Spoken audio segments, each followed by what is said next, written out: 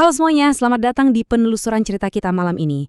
Coba deh kalian ambil posisi yang paling nyaman, tarik napas dalam-dalam, bersandar dengan rileks, dan tutup mata kalian kalau mau. Malam ini biarkan imajinasi kita berjalan-jalan santai ke sebuah hutan yang luar biasa tenang. Kita akan menyusuri sebuah dongeng pengantar tidur klasik tentang dua makhluk yang sifatnya beda banget dan melihat gimana sebuah perlombaan sederhana ternyata bisa kasih kita pelajaran yang sangat besar.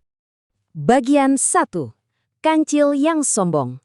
Oke, mari kita selami cerita ini bareng-bareng. Di pinggir sebuah sungai besar, kita bertemu nih dengan dua karakter utama kita. Di satu sisi, ada si Kancil. Kalian tahu kan, Kancil ini merasa dirinya paling pintar, punya banyak akal, tapi sayangnya sifatnya sombong banget. Terus di sisi lain ada si Siput. Wah, dia kelihatan capek banget dan bergeraknya sangat perlahan. Waktu Kancil nanya udah berapa lama dia jalan dari ujung sungai sampai ke titik itu, dengan jujur Siput bilang kalau tahun, bulan, dan harinya tuh udah kehitung lagi saking lamanya. Sampai dia kelelahan. Ya, begitulah realita hidup seekor siput yang mungil. Bagian 2. Tantangan lomba lari. Kancil yang sombong ini bukannya merasa kasihan atau respek sama perjalanan panjang si Siput. Dia malah ngejek loh. Nada bicaranya tuh bener-bener meremehkan. Dia bilang, wah, masa kamu baru sampai di situ? Kamu tuh nggak ada usahanya sama sekali. Kalau kamu nggak percaya seberapa hebatnya aku, mending kita lomba lari aja. Gila ya, Kancil bener-bener nggak menghargai perjuangan si Siput. Tapi, coba dengar balasan Siput. Dia sama sekali nggak meledak marah. Dengan super tenang, tapi penuh perhitungan, dia malah menerima tantangan itu. Siput cuma bilang santai, kalau saya menang, itu bukti kalau saya lebih hebat darimu. Wah, sebuah pertarungan yang sangat berani pun resmi dimulai. Bagian 3. Awal yang santai. Dan ini dengan brilian menggambarkan suasana saat lomba yang gak seimbang ini dimulai. Bayangin deh, angin sepoi-sepoi berhembus pelan, jalanan asri, seolah alam lagi asyik bersantai nontonin mereka. Rutenya gampang, mulai dari batu tempat mereka berdiri, melewati jalanan tanah berdebu yang panjang dan damai, sampai ke garis finish di sebuah pondok kakek di kejauhan sana. Saking pedenya, Kancil sampai bikin aturan. Nanti pas sampai di pondok, Siput harus teriak, "Hap!" biar Kancil bisa dengar. Begitu waktunya tiba, hitungan pun dimulai. 1, 2, 3, mulai! Kalian tebak apa yang terjadi? Kancil tuh nggak langsung lari kenceng. Karena ngerasa lawannya lambat banget, dia cuma jalan biasa aja, pede abis. Di sisi lain, Siput malah diam aja di tempatnya. Tapi yang Kancil nggak tahu, di belakang sana, teman-teman Siput diam-diam udah mulai berbaris rapi. Bagian 4. Kancil mulai panik. Nah, ritme cerita kita mulai berubah di sini. Kancil yang tadinya nyantai, iseng pengen ngecek posisi lawannya. Sambil jalan santai, dia nengok ke belakang dan manggil dengan nada meremehkan. "Sip!" Dia yakin 100% Siput pasti masih ketinggalan jauh di batu start tadi.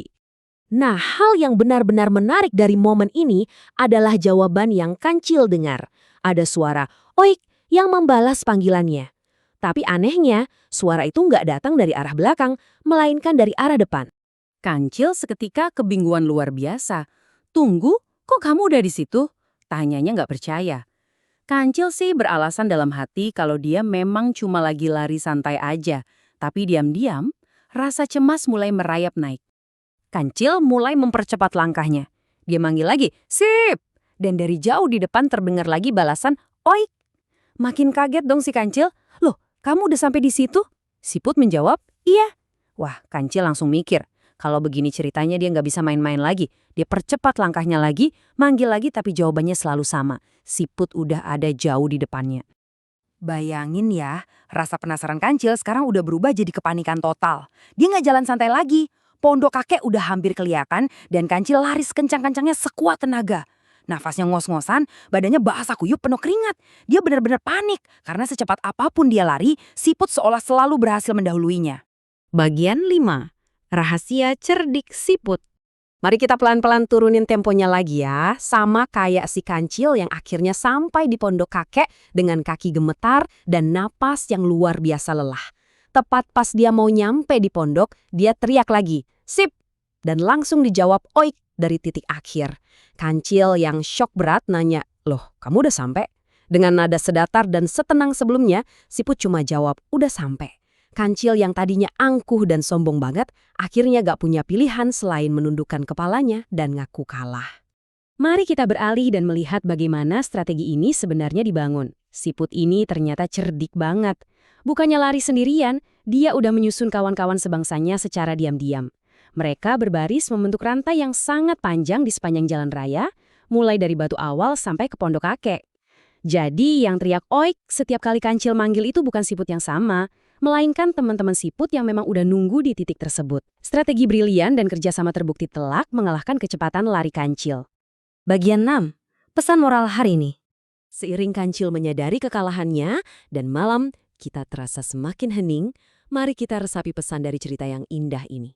Jadi, poin krusialnya adalah kerendahan hati dan kecerdikan seringkali memenangkan perlombaan dengan cara yang paling tenang.